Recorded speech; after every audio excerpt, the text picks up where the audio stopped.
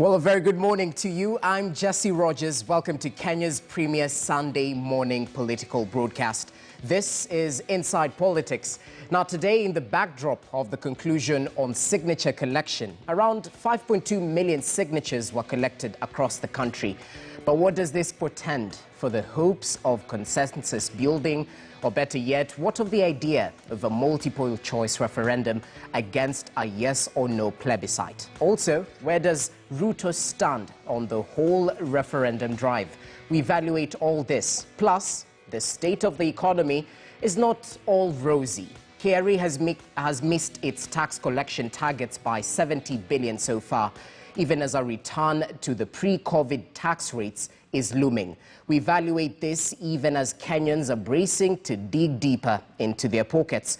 Also, is Sonko's goose cooked? Is this his final straw as he was impeached by the Nairobi County Assembly? Well, focus shifts to the Senate. We'll definitely break this down. Do join us and stay with us for the next 120 minutes as we dissect the biggest political and policy issues in the Republic. Allow me to bring on board our panelists today. Joining us via Zoom is Hasbon Owila, who's a political communications expert. Many thanks for your time. Gloria Oroba joins us in studio. She's a youth policy analyst. Many thanks for your time. Dismas Mokua also joins us. He's a political risk analyst. And last but not least, Mark Bichachi, a communication strategist. Gentlemen and lady, many thanks for your time. Can't wait to get the show off the road. Now let's start with the latest in terms of the BBI. Now, ODM leader Raila Odinga and politicians allied to him have rejected proposals by Deputy President William Ruto's allies to hold a referendum during the 2022 general election as the seventh ballot with multiple questions. The National Assembly Minority Leader, John Badi, disclosed that the parliamentary leadership will fast-track passage of the referendum bill sponsored by the Justice and Legal Affairs Committee to ensure that only one question is fielded during the proposed referendum. Let's take a look at that report by our senior parliamentary affairs reporter, Patrick Amimo. The BBI reggae continues. Here, they gather to receive signatures from the 47 counties ahead of presentation to the Independent Electoral and Boundaries Commission for verification. 5 million people in slightly over a week signals a very strong seal of approval of the process. People of Kenya can now make up their mind in terms of who will take them to Canaan and who will keep them in misery. They rejected proposal from the Deputy President William Ruto's camp for an uncontested referendum, with Kenyans given an option for multiple choice questions on the Constitutional Amendment Bill 2020. The Constitution says you vote on a bill, not on questions. You vote on a bill. So when the referendum comes, we are not going to have a multiple choice. We are going to have a bill. Referendum bill is the bill which is at the Justice and Legal Affairs Committee. Not these other bill some people are talking about. Hiyo bill ingine ilikunywa maji.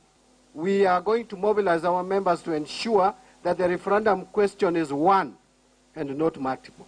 We cannot go to an election and do an exam.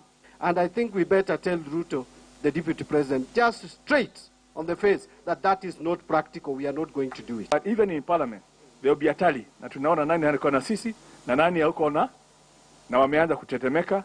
So things are moving well. Wakati gani?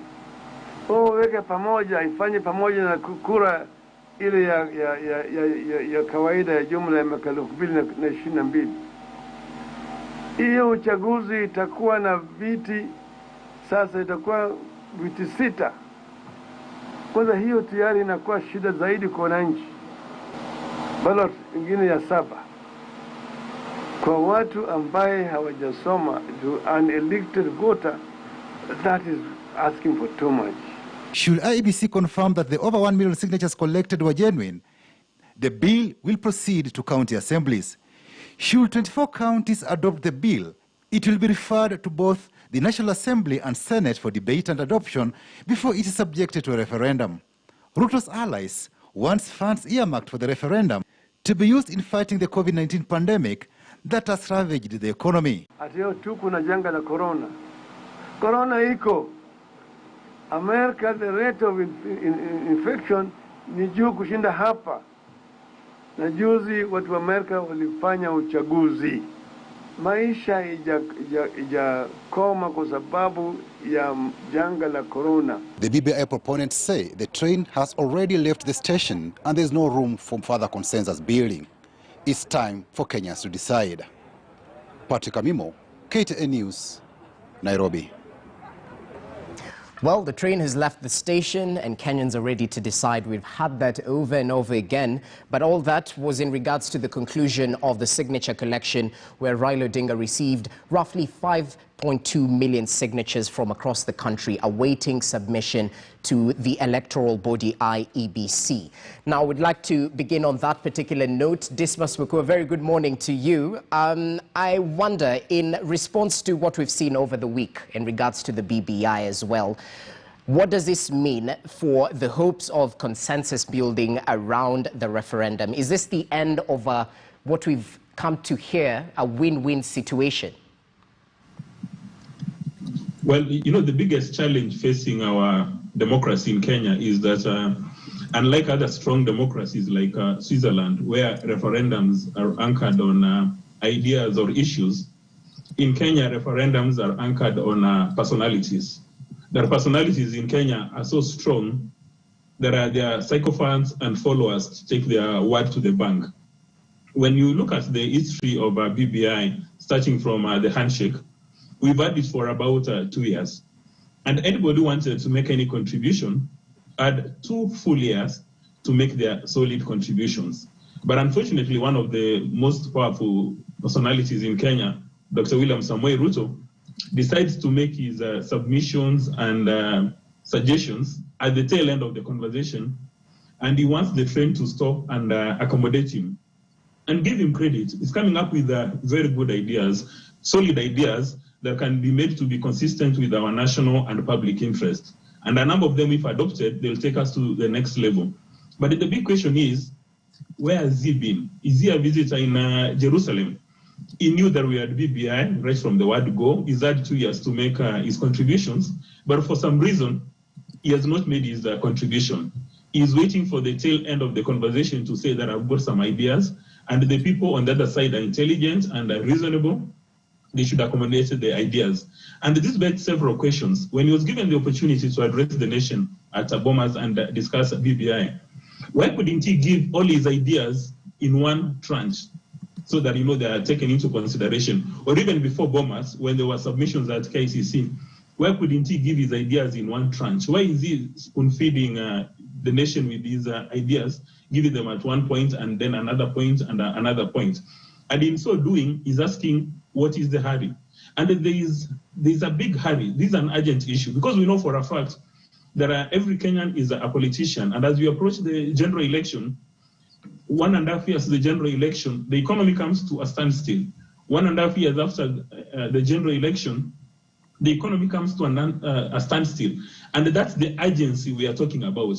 Because Kenyans are sick and tired of these political uncertainties. And as Musalia Mudavadi indicated yesterday in Kakamega, when you've got political uncertainties, the economy cannot grow. So we need to sort out our economy. We need to sort out our political space so that we can go back to building the nation. And, you know, if you look globally, any country with a stable political system, be it a monarchy, be it a dictatorship, be it a democracy, there's a lot of economic growth because investors are sure that there's a political stability.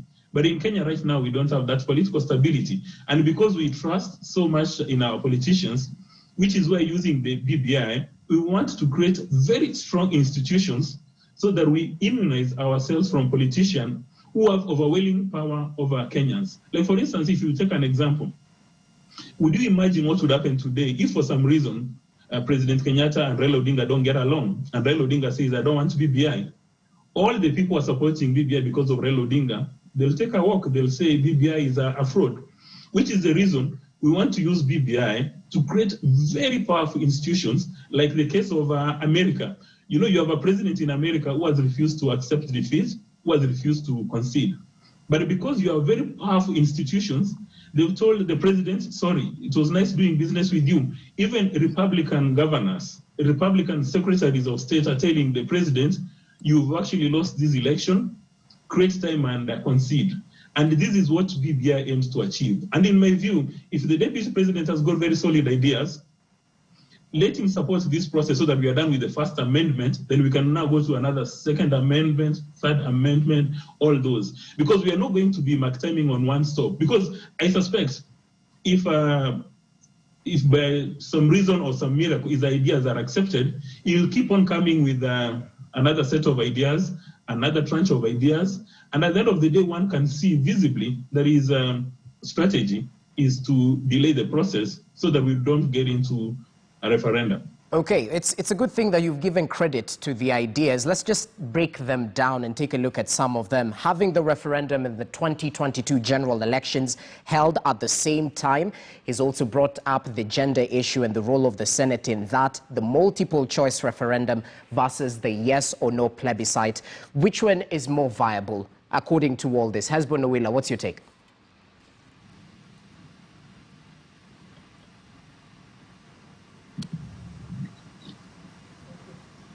All right, we seem to have a challenge. Hesbon. Sorry about that. I think, just like Dismas has mentioned, I think some of the ideas raised by the Deputy President are pretty solid here.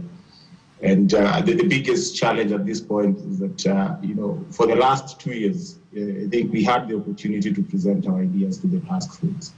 And we are talking about the Johnny come lately kind of scenario, where the ideas look good, but within the overarching design and the framework of the BBI, because the BBI was essentially set out to address certain, actually 9 agenda items, which underpin all the efforts that have been put in place. And therefore, to come in at this time and tell Kenyans that we need to take a certain trajectory would be to muddy the water. And essentially what we'll be having is a situation where we'll have a referendum which does not address the issues that we set out to address. Now look at it this way. If you read the entire amendment bill in its entirety, there's a sense in which it is addressing the 9 agenda items and the issues that Kenyans, wanted articulated before we go to the next general election. So to say that we have this referendum and the next general election will be shooting ourselves in the foot, that we are solving these problems basically because of a very divisive election, ethnic mobilization, and of course, the electoral process that has been plowed. So we are better off solving those problems now before we go to the election. And then secondly, just from a research design point of view, because I'm a researcher, you cannot go and collect data that does not respond to the things that you want to solve. Now, if we talk about the multiple choice questions, the question would be, if Kenyans in their wisdom, and the Deputy President acknowledges that Kenyans are very sharp, if in their wisdom, they go for a checkered kind of yes, no, the kind of results that you're going to have would be good results that reflects the ideals of Kenyans. But the question is, if they are mixed, like if someone rejects the proposal, for instance, to increase, to address issues of representation, the number of constituencies. And then this same person accepts the proposal, for instance, to create the office of the Prime Minister. And the same person rejects another article. What we'll have a conglomerate of many ideas that end up solving nothing absolutely. And if you read the entire article in its entirety, and you present it to Kenyans, and they accept or reject it, you're better placed, because if it is accepted, then you have a solid, response from Kenyans that addresses, the issues that we set out to address. And if they reject, then we start a new process. And I don't understand the reason why we want to reinvent the law, for instance, with this multiple question issue. Article 257 is very clear that you go through the popular initiative. It is a bill. At no point are we talking about multiple choice question or a set of questions. It is essentially a bill. And there is no way you can go with the process of a bill and then it reaches a point and you decide, now let us break this bill into questions. I think from a data analysis point of view, from making sense out of the response that we'll have if there are multiple choice questions, we'll be hitting a dead end. And we've given, I think a number of people have given different examples of countries that have gone with multiple questions. I think the contexts are different. I was in Liberia when they conducted, their referendum just before the 2011 election. They don't have results to date. Absolutely, they don't have. Why? Because Liberians went into that referendum and they were picking yes and also ticking no, And the moment you do yes and say, I don't want it, but I want it, you just bungle the whole thing. And we cannot subject ourselves to all these many questions and assume from, an ivory tower that Kenyans are very, knowledgeable. Yes, they are. But how are we going to analyze their data and make sense to it? And even what Liberia is going to have as a referendum right now, I think if you read critically, you realize that the political class is actually going for that kind of a multiple choice question because they don't want a conclusive referendum. This is a referendum that is going to reduce their term in office from 6 to 4, the term of the president. So essentially, they're just taking to the people something that will be inconclusive. And I think as Kenyans, we are better placed, to understand the entire document in its entirety and either reject or accept. So what should the leaders do? Take a position, talk about the merits and demerits of this bill. That cannot divide Kenyans. If you tell Kenyans the reason why they need to reject this bill and tell it in a very solid and articulate way, Kenyans would understand it. If you go out and tell Kenyans the reason why they need to accept this bill in its entirety, Kenyans will understand and they can read it for themselves. And you cannot have a divisive election unless politicians want to lie to Kenyans and pick elements of this bill and present those elements as not solutions. One individual element cannot be read in isolation. If read collectively, we can actually see the solution that we are trying to sort. Speaking of solutions, husband, allow me to bring in Gloria Roba right there. You've brought in the issue of the multiple question referendum bill, and I think we can transverse on this a little bit further. On one side, Ruto's camp says that this is definitely possible. It's been done in other areas in the world, including Liberia, just as husband has mentioned. But Raila's camp says the current election with 6 ballots has been a problem. And IEBC wanted to stagger the polls, meaning that we should vote the governor separate from the parliamentary representative, from the MCAs. What do you make of this whole debacle? Thank you for having me on the show today, Jesse. First of all, I think we have to clarify that it's not only the deputy president who has come out with concerns.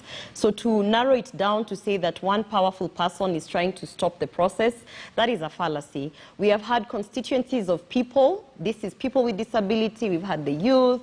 We have clergies who have come out and said they don't support this. We have pastoralists who want their concerns actually incorporated into the document. We have had many other constituencies of people who've actually come out to say that they don't feel that the document is covering essentially their concerns. So I don't think we should narrow it down to say that it's one person stopping the process, and I think that would be very unfair. When we're talking about the multiple choice issue, I looked at it this way. We have 72 amendments that have been fronted by this bill. Actually, it's 78, but reduced down to 72 because I was corrected that some of them are articles and sub-articles of the same amendment. I believe when you read through those amendments, we can actually narrow it down to 6 multiple choices. I say this because one of the amendments that they are pushing is that is concerning the economic and shared prosperity. The reason that should be isolated in itself is because it affects the national values according to what the Constitution is having. So that should be one of the first multiple choice that we should be, allowed to vote against. And then you have one of the other things is the right to data privacy.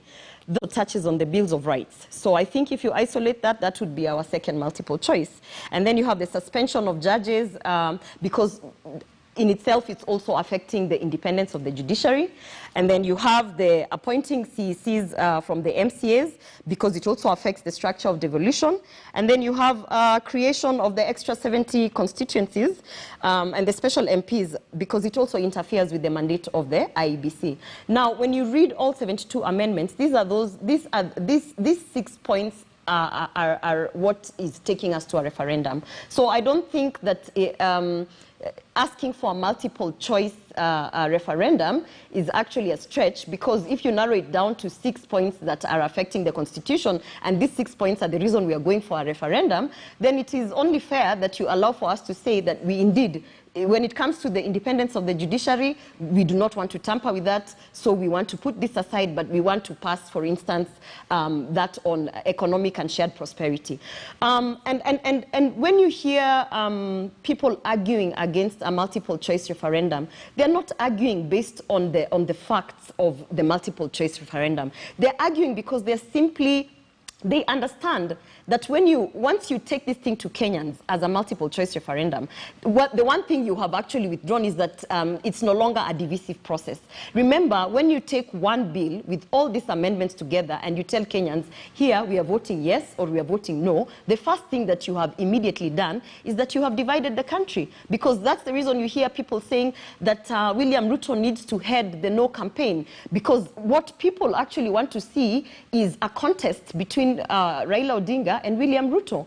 And for me, that is not the reason why we went into this Building Bridges initiative. We went into this initiative trying to push for unity in this country, trying to ensure that all these things, whether it is historical injustices, whether it is divisive politics, we are trying to say that these are the things we don't want to see in our country. And so we want to unite all 47 tribes of this country. We want to unite all constituencies of people, whether against religious backgrounds or economic backgrounds. So the one thing that you will notice, anyone who is against the multiple choice referendum, they are against it because they understand the moment you bring this, for instance, these 6 suggested multiple choices that I have picked from the document, the moment you bring it to people, you can no longer run a yes or no campaign. Then we go back to the essence of this initiative, which is uniting people.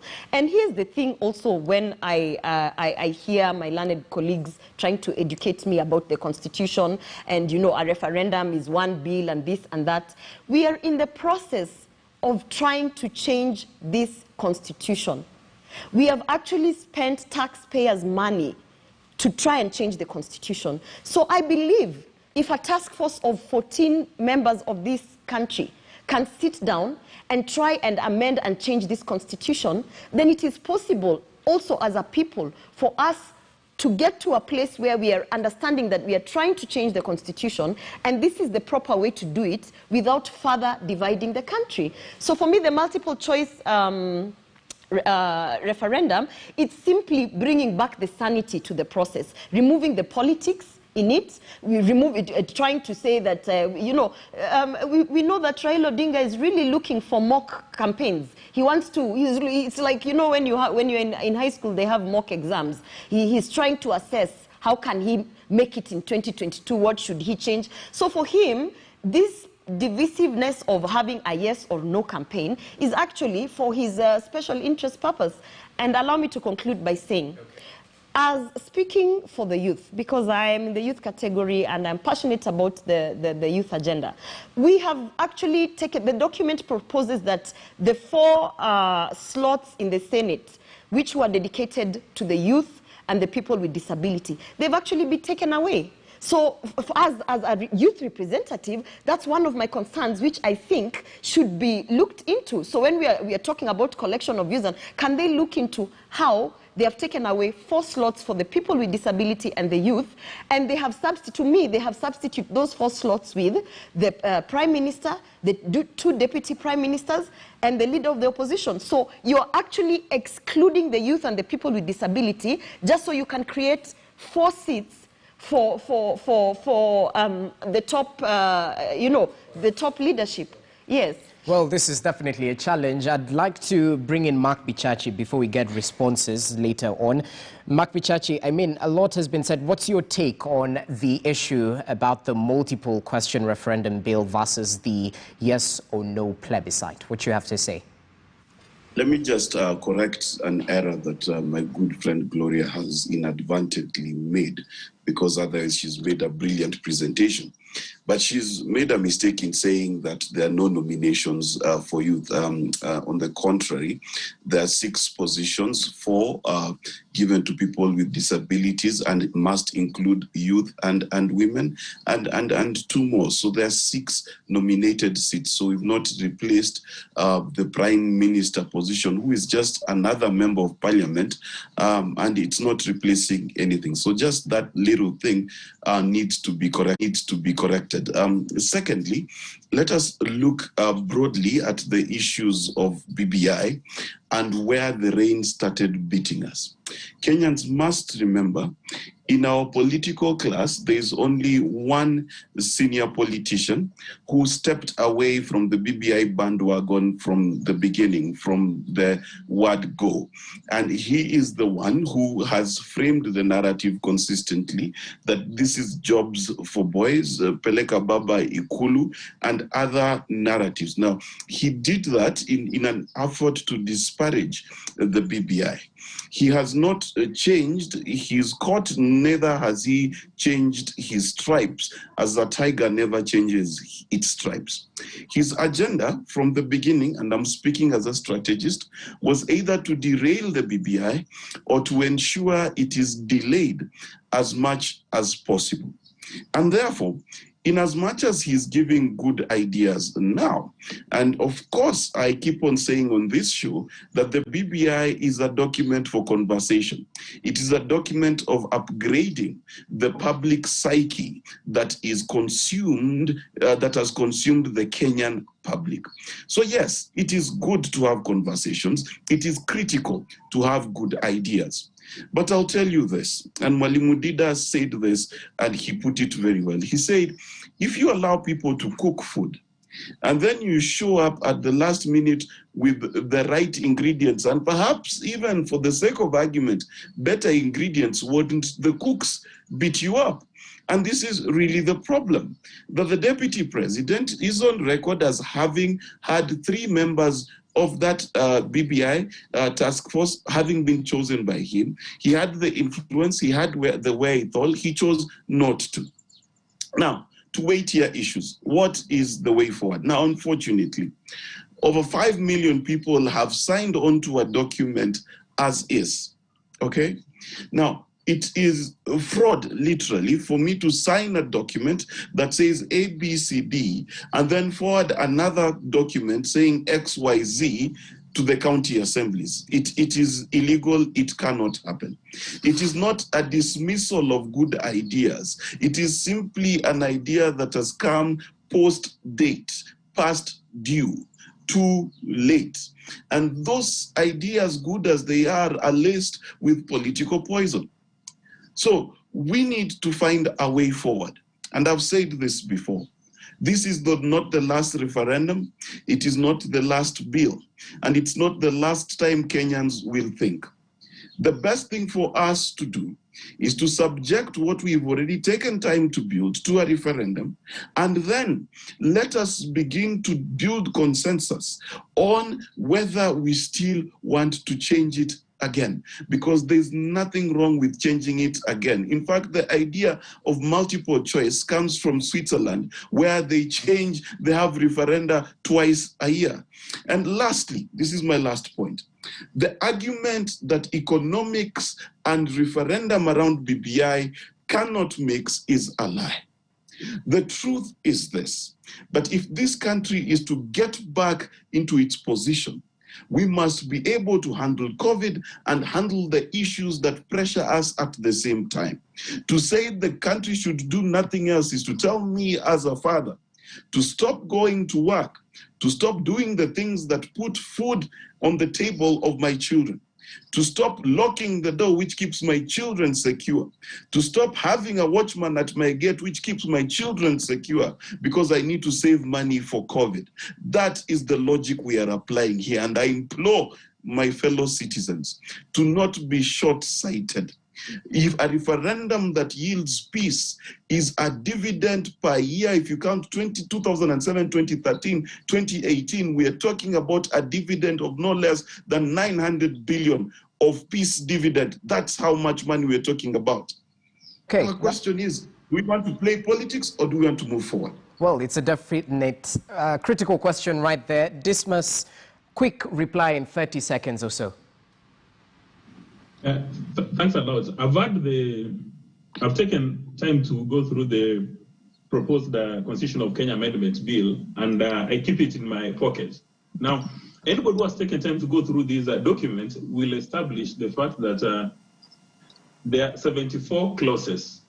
Now, the suggestion that in fact you can have 74 clauses and have a multiple choice system for 74 clauses, that is close to obscene. That is close to insanity. Now, what kind of ballot are you going to have for 74 clauses to say yes or no? That's number one. Now, one of the panelists has indicated that it can be broken down to 6, and the Deputy President is on record as having said they can be broken down to 6. Now, when you say we can break it down to 6, have you given us a sample on how that can be done? And then if you have got these 74 clauses, are you going to break them down? Are you going to crystallize them to 6 parts? And these 6 parts, is it the case that if you say yes to one part and no to another part, that at the end of the day it can actually come and work in unison so that you've got a system which works? In my view, people should now take the liberty and have the guts to call a spade and say, yes, I support the referendum, or no, I'm opposing the referendum. Trying to take a middle path is a recipe for disaster.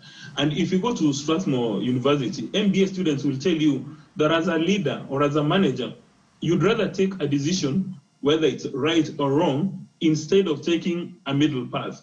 Because the people who look upon our political leaders, people who look at President Kenyatta, Raila Odinga, Ruto, Musalia Mudavadi, Wetangula, they expect politicians to take a decision. That is the hallmark of leadership.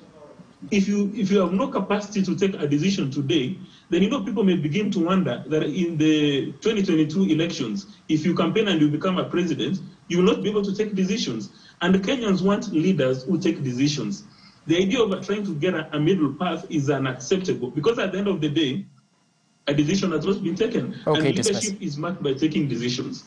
Well, it's all about decisions, and allow me to make a decision. We have to take a short break. We'll allow the right of reply or response right after the break. But after that, we'll be coming back with the latest in terms of the state of the economy. It is not all smiles. Some state officers may be heading home as one of the conditions for release of crucial funding for budgetary support. And not just that, KRA missed its tax collection targets, even as we anticipate a return of the pre-COVID tax rates on January 1st, 2021. We discuss about this. Stay with Inside Politics.